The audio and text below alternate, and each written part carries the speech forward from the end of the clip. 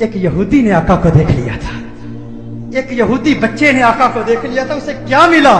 ایک یہودی غیر مسلم بچہ ایک مرتبہ اس نے مدینہ المنورہ میں کونین کے والی صلی اللہ علیہ وسلم کے حسین چہرے کو دیکھ لیا، آقا کے حسن کو دیکھ لیا، چہرہ والضحا کو دیکھ لیا، آقا کی زلفوں کا اسیر ہو گیا، آقا کے پیار کو، آقا کے عشق کو، چہرہ والضحا کو، چہرہ یار کو آئینے دل میں یوں اتار لیا، دل کے آئینے میں یوں اتار لیا کہ آقا کی عشق میں، آقا کی محبت میں ہر وقت روتا رہتا، گریہ زاری کرتا، آقا کو یاد کرتا. ماں باپ کا اکلوتا بیٹا تھا، ایک ہی بیٹا تھا، یہودی تھے ماں باپ اس کے، خود بھی یہودی تھا. ایک مرتبہ آقا کے حسن کو دیکھ لیا، اس کا سودا ہو گیا، بازار مصطفیٰ میں آقا کا دیوانہ ہو گیا، آقا کا عاشق ہو گیا. ماں باپ کو بتایا نہیں، ماں باپ کو اطلاع نہیں دی کہ میں حضور کا عاشق ہو گیا ہوں، حضور سے محبت کرتا ہوں. چپ کے گھر سے چھپ کر کسی بہانے، کبھی بکریاں چرانے کے بہانے مدینہ المنورہ میں آقا کے حسن کو تلاش کیا کرتا، کبھی مسجد نبوی شریف کے دروازے سے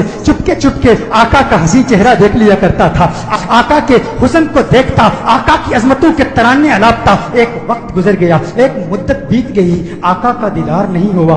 تمنائے دیدار مصطفیٰ صلی اللہ علیہ وسلم میں بیمار ہو گیا، بیمار عشق مصطفیٰ ہو گیا. اس قدر بیمار ہوا کہ بستر علالت کو اپنا بچھونا بنا لیا، وہ بستر پر آ گیا. ماں باپ پریشان ہیں، حیران ہیں، اسے کیا ہوا، اچانک اسے کیا ہو گیا.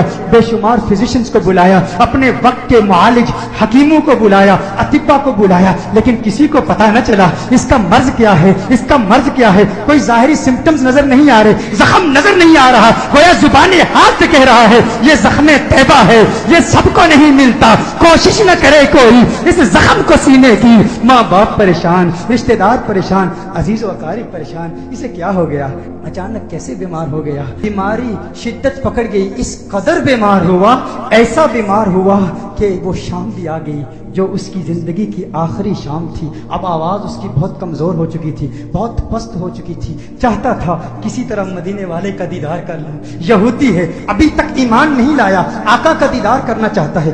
بڑی مشکل سے آواز بلند کرتا ہے میرے والد محترم، میری ایک تمنا ہے، میری ایک آرزو ہے، میری ایک خواہش ہے، آپ پوری کر دیں گے نا؟ والد نے کہا ہے میرے لختے جگر، ہے میری آنکھوں کے تارے، تو میرے دل کا سہارا ہے، تو اس دنیا سے آج جا رہا ہے. معالج اطباء ڈاکٹرز نے جواب دے دیا ہے تیرے بچنے کا کوئی امکان نہیں ہے، تیری خواہش کیسے پوری نہیں کروں گا؟ کہا میرے والد محترم، مرنے والے کی خواہش تو دشمن بھی پوری کرتے ہیں، آپ ناراض تو نہیں ہوں گے نا؟ کہا ناراض نہیں ہوتا، تو بتا کیا چاہتا ہے؟ کہا اپنا دل آمنہ کے لال کو دے چکا ہوں، میں محمد عربی کا عاشق ہو چکا ہوں، ان کے عشق میں گائل ہو چکا ہوں. میری ایک خواہش، میری ایک تمنا، میری ایک آرزو، ایک مرتبہ چہرہ والضحا کو دیکھنا چاہتا ہوں، ایک مرتبہ آقا کی حسین زلفوں کو دیکھنا چاہتا ہوں. والد ناراض ہو گیا، والد نے غصہ کیا، ارے ظالم تو کیا کہہ رہا ہے، دنیا سے جا رہا ہے، اپنا دین بھول چکا ہے، کیا کہہ رہا ہے؟ کہا ہے والد محترم، آپ نے وعدہ کیا تھا نا،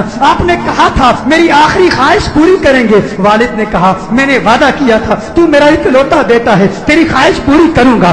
آقا کی بارگاہ میں پیغام پہنچایا گیا، رسول اللہ صلی اللہ علیہ وسلم کی بارگاہ میں پیغام پہنچایا گیا. ایک یہودی ہے پر ہے آپ کا دیوانہ، آپ کا عاشق ہے. میرے آقا رحمت للعالمین ہیں، وہ ساری کائنات کے لیے رحمت ہیں، فقط مسلمانوں کے لیے رحمت نہیں، وہ ہر مذہب سے تعلق رکھنے والوں کے لیے رحمت ہیں، فقط انسانوں کے لیے رحمت نہیں، وہ تو نباتات کے لیے رحمت ہیں، وہ تو جمادات کے لیے رحمت ہیں، وہ تو شجرات کے لیے رحمت ہیں، وہ تو جنات و ملائکہ اور ساری کائنات کے لیے رحمت ہیں. میرے آقا کا انداز دل برانہ دیکھیے. میرے آقا نے صحابہ سے فرمایا صحابہ اٹھو، ایک یہودی ہے پر مجھ سے پیار کرتا ہے، دنیا سے جا رہا ہے، آؤ اس کے پاس چلتے ہیں. میرے آقا یہودی بچے کے گھر میں چلے جاتے ہیں. وہ یہودی بچہ آقا کا انتظار کرتے کرتے اب اس کی آنکھیں بند ہو چکی تھی.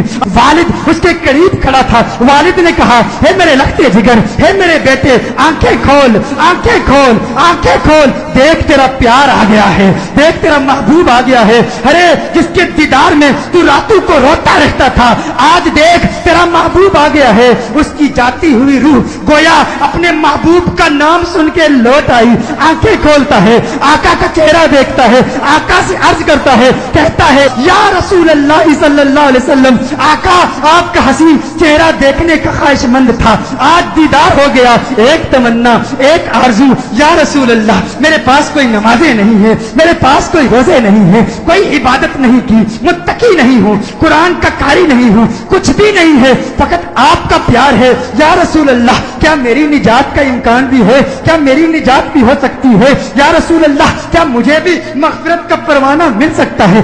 آقا نے ارشاد فرمایا ہاں کلمہ توحید پڑھ، میں تیری نجات کی ضمانت دیتا ہوں۔ وہ آقا کے قدموں میں گر جاتا ہے، آقا کے قدموں میں گر کے کہتا ہے منزل قبر سے لے کر دخول جنت تک آپ کی ضمانت پر کلمہ پڑھتا ہوں، کلمہ توحید پڑھتا ہے، جان اللہ کے سپرد کر دیتا ہے۔ والد نے کہا اب اس کی میت مسلمانوں کی امانت ہے، اہل اسلام کی امانت ہے، اب اس کی تجہیز و تکفین کی ذمہ داری آپ کی ہے۔ جب جنازہ تیار کیا جاتا ہے اس عاشق کا، جب جنازہ تیار کیا جاتا ہے اس دیوانے کا، اس عاشق کا جنازہ مدینہ المنورہ کی گلیوں میں گھمایا جاتا ہے، ہر طرف اسی عاشق کا چرچا ہے، ہر طرف اسی عاشق کے تذکرے ہیں۔ مدینہ المنورہ کے مضافات سے لوگ جمع ہوتے ہیں اس عاشق کا دیدار کرنے کے لیے۔ ارے سنا ہے کوئی یہودی تھا، کوئی یہودی تھا، حسن مصطفیٰ نے اسے صحابی بنا دیا ہے، اس نے آقا کا دیدار کیا۔ غور کیجئے گا، نماز نہیں پڑھی، عبادت نہیں کی، روزہ نہیں رکھا، جہاد نہیں کیا، میرے غوث کے مجاہدات کو یاد کر لیجئے، میرے بابا کی محنتوں کو یاد کر لیجئے، خواجہ غریب نواز کی جہد کو یاد کر لیجئے، خواجہ باقی باللہ کی محنتوں کو یاد کر لیجئے، امام اعظم ابو حنیفہ کی فقاہت کو یاد کیجئے، امام احمد بن حنبل کی جد و جہد کو یاد کیجئے، امام شافعی کی فقاہت کو یاد کیجئے، اماموں کی فقاہت، ہمت، جد و جہد، مجاہدوں، ریاستوں کو یاد کیجئے۔ وہ سب اس یہودی کا مقابلہ نہیں کر سکتے جو پہلے یہودی تھا اب صحابی ہو گیا ہے، ایمان کی حالت میں آقا کا دیدار کیا۔ یہ غوث اعظم سے بھی بڑا ہے، یہ خواجہ غریب نواز سے بھی بڑا ہے، سب دیکھنے کے لیے آئے ہیں، دیدار کریں اس صحابی کا جس نے فقط ایک مرتبہ آقا کو دیکھا اور ایسے بلند و بالا اور فو اعلیٰ مقام پر فائز ہو گیا۔ اچانک اس کے چہرے پر سے کفن اٹھایا جاتا ہے، صحابہ یہ منظر دیکھ کر حیران ہو جاتے ہیں کہ اس کے چہرے سے نور کی کرن نکلتی ہے، آسمان کی طرف پھیل جاتی ہے، سارے حیران ہیں۔ وہ صحابی جو پہلے یہودی تھا آقا کا دیدار کیا، ایمان لایا، اس کی میت مسکرا رہی ہے، اس کے چہرے پر، لبوں پر تبسم نظر آ، سب حیران ہیں۔ ایک عجیب و غریب منظر صحابہ نے دیکھا، صحابہ دیکھ رہے ہیں کہ آقا پاؤں کے پنجوں کے بل چل رہے ہیں، پنجوں کے بل چل رہے ہیں، آقا یوں چل رہے ہیں۔ صحابہ عرض کرتے ہیں یا رسول اللہ صلی اللہ علیہ وسلم اس کی کیا حکمت ہے؟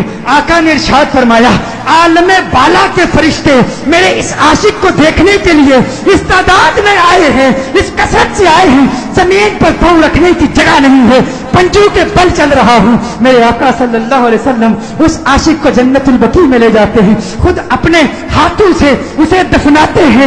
صحابہ منظر دیکھتے ہیں، حیران ہیں، آقا بہت دیر لگا دیتے ہیں۔ آقا جب اس کی قبر سے باہر آتے ہیں تو آقا کے ماتھے پر پسینہ ہے۔ صحابہ عرض کرتے ہیں یا رسول اللہ صلی اللہ علیہ وسلم آقا کیا ہوا، اتنا وقت کیوں لگا؟ آقا نے فرمایا جب یہ اس دنیا سے گیا تھا مجھ سے وعدہ لیا تھا، میں نے وعدہ کیا تھا، میں نے کہا تھا قبر کی منزل سے لے کر دخول جنت تک میں تیری مغفرت کی ضمانت دیتا ہوں۔ کہا یہ بات سن کر جنت کی حوریں اتنی خوش ہوئی ہیں، اتنی تعداد سے آئی ہیں، جب اسے قبر میں رکھا گیا تو بے تحاشا اس کی طرف بھاگی ہوئی گئی ہیں اور اس کے چہرے کی بلائیں لے رہی ہیں۔ آقا نے ارشاد فرمایا اس لیے دیر ہو گئی اور میرا پسینہ اس کے چہرے پر گرا ہے، میرا پسینہ اس کے چہرے پر گرا ہے، اب قیامت تک اس کا چہرہ مہکتا رہے گا۔ ارے سلام پیش کرتے ہیں اس دیوانے کی بارگاہ میں جس نے آقا کو دیکھا اور اسے یہ مقام ملا۔ گویا آج بھی وہ قبر میں کہہ رہا ہوگا یہ نازی انداز ہمارے نہیں ہوتے، جولی میں اگر ٹکڑے تمہارے نہیں ہوتے، بے دام ہی بک جائیے بازار نبی میں، اس شان کے سودے میں خسارے نہیں ہوتے، ملتی نہ اگر بھیک हुजूर आपके दर से इस ठाठ से मंगतों के गुजारे नहीं होते, इस ठाठ से मंगतों के गुजारे नहीं होते।